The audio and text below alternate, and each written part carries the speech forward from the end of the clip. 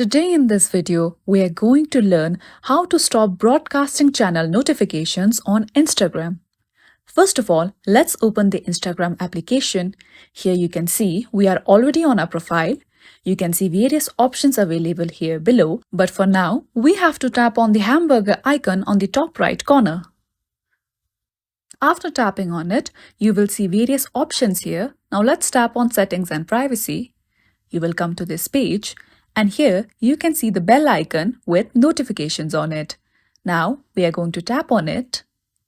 Here you can see various options again. Let's tap on Messages and Calls. Now you can again see different options here. Now what we have to do is search for Broadcast Channel Invites. You can say it's turned on. We have to simply turn it off.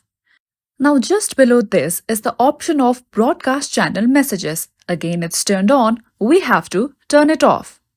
By doing this, you can stop Instagram broadcast channel notifications. I hope this video was helpful. Thanks for watching and don't forget to like, share and subscribe.